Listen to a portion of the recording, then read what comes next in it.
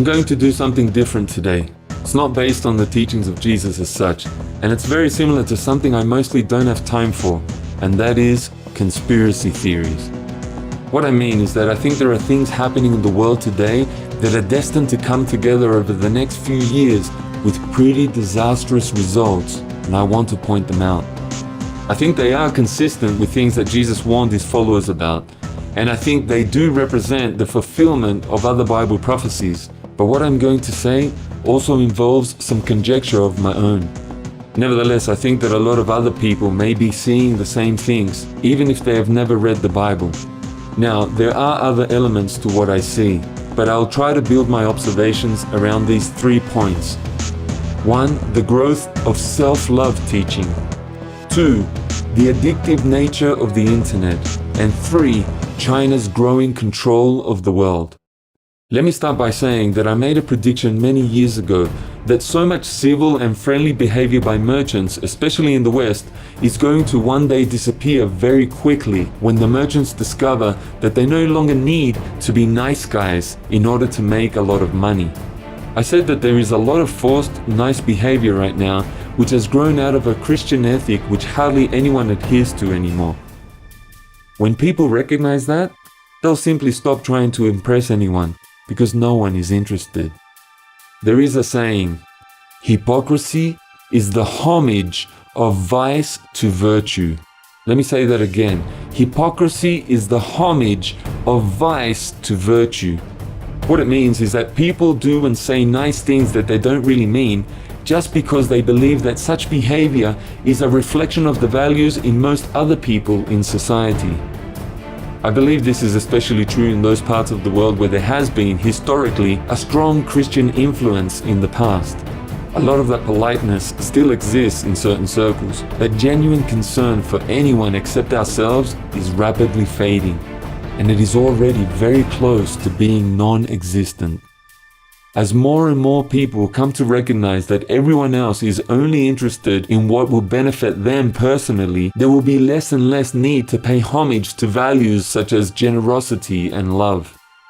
So we will descend into a more and more openly dog-eat-dog society with every man or woman for themselves. And this is most blatantly evidenced by the narcissistic teaching that you are the center of the universe. It's being taught in schools, through the media, and even through our churches. It's all about how special you are, how you deserve the best, how even God exists solely for the purpose of making you rich, making you famous and free of all pain. We are told that whether or not we bother to do our homework or pay attention in class, we are still doing a wonderful job and should never be failed. Whether or not we give a damn about the feelings of others, we are unique, special people. And whether or not we are rude and arrogant, we have a right to make our own rules. And what about sports? Where are the days gone when we believed in something called good sportsmanship? Now it's all about who can boast the loudest about being the best.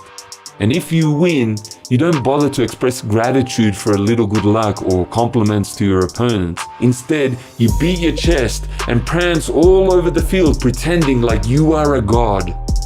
Okay, so that is one aspect of what concerns me about the world today. Rampant selfishness being promoted as a good thing. Jesus said in Matthew 24 verse 12, just before he returns, "Iniquity shall abound, and the love of many shall wax cold." In other words, because everyone has become so obsessed with themselves, feeling empathy for others becomes almost non-existent. In an age where we have access to more and more information about the sufferings of others, the world in general has less and less sympathy for anyone except themselves. We are all prepared to fiddle while Rome burns. My second observation has to do with the addictive nature of the internet.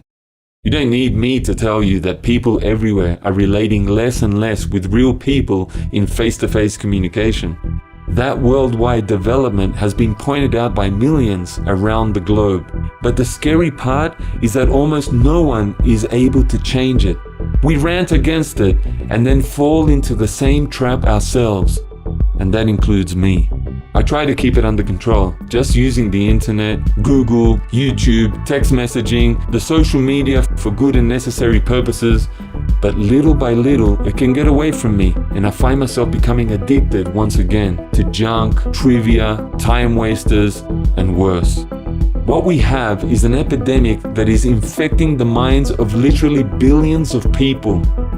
We know that the games and other aspects of online communication have been deliberately made addictive, and yet we still indulge. And it's not enough that a crack addict say that he wants to quit. There needs to be a plan and a lot of determination if he is ever going to kick the habit. And the same is true with worldwide addictions to games, trivia, and porn. But where is that resolve to be found in the world today? The merchants of the world are forming a tighter and tighter grip on your soul as they link each new account with the others, and as they use massive computers to keep track of everything you like and think and say. They use all of this to tempt you with the drugs that most match your weak spots. All the information in these computers is now falling more and more under the control of government bodies which are largely unaccountable. But at least at this stage, we feel it most in our dealings with large business entities. They almost flaunt the fact that they are unaccountable. Drones in India or the Philippines become the only available face for these companies, and these drones have been trained to bump you from one to another until you give up trying to rectify any injustice that you feel you have suffered at the hands of these companies. And they're becoming more and more expert in terms of confusing and deceiving the public in order to get our money. Gone are the days when you could talk to someone's supervisor, or where you could walk into a real head office and actually expect an apology, usually with some form of compensation when the company makes a mistake. Sadly, most of the mistakes nowadays are not even mistakes at all. They're carefully calculated in order to pump more funds into their coffers directly from our bank accounts or credit cards through electronic withdrawals. And here too, the world seems to be way past the point at which all of this could be reversed. It's like the Wild West in the US during the gold rush. There is no law and order on the internet. There is no body which can enforce rules against abuse. Even governments are proving to be powerless to defend themselves against the best hackers. And like so many cowboy movies, whoever has the fastest trigger finger, or in this case the best hackers, is able to control everyone else. And so now we come to the third area of concern, China. While the West has spent itself into more and more debt, both personally and nationally, China has been teaching its citizens to be frugal, working for a pittance so that the government could amass unbelievable wealth through international trade. With all that wealth, China has now been able to extend its tentacles into every major country in the world. And the world is pretty much powerless to stop it. You can try, for example, to outlaw Chinese investors from buying up all your real estate, but when one selfish homeowner after another is offered more from the Chinese, all talk of keeping ownership local goes out the window. And with all that economic control, China has no shame about manipulating individuals, companies, and even governments. In Australia, for example, China now controls the same internet that is being used by all state governments. The federal government, having finally realized that, is frightened. And how did this happen? It happened because in recent years, government bodies had not been able to resist the low quotes from Chinese companies such as Huawei to install security and other essential services. It apparently never crossed the minds of those in charge that private companies operating under a party dictatorship consider it normal to pass on whatever delicate information they can get to the Communist Party there. So what does all this add up to? We have a world that has become hopelessly selfish. We have powerful companies and governments which have become hopelessly unaccountable. And we have one world power which is already hopelessly in control of all the rest. Never in the history of the world has such a large-scale, sinister situation confronted the entire population of the earth. And there is no plan for changing it. We are beyond prophecy now. Much of this is becoming daily news, if not recent history.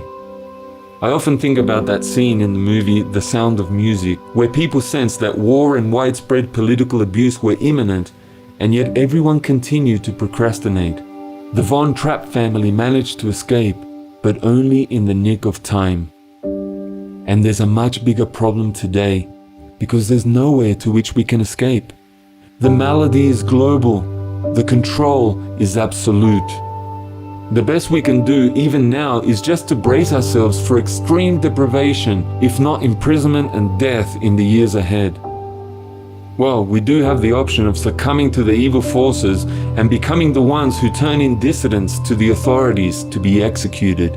We can accept the mark and all that goes with it, content to turn our eyes and pretend we don't see the tens of thousands of Falun Gong practitioners who have already been tortured and killed to feed the ego of the communist regime in China.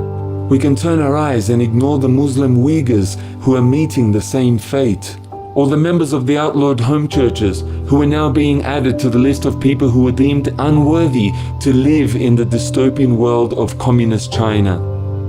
Christians have been criticized for being too fatalistic about things predicted in the Bible. Yet I feel that we are at a point of no return now, even if protests might have made a difference in the past. Nevertheless, as one pastor who has been taken away by the authorities in China said before he was taken, God can use our imprisonment and our deaths as a way of telling the world that there is a greater government called the Kingdom of Heaven, a government which transcends life and which is eternal. Are you prepared to join us in our declaration of this government to the world even now, while we still have some freedom left? Please write to us at the address on screen if you would like to be put in touch with others who are living like this at this very moment. Don't forget to tell a little bit about yourself and where you live, so that we can direct you to someone in your area of the world, if not in your own country. I look forward to hearing from you today.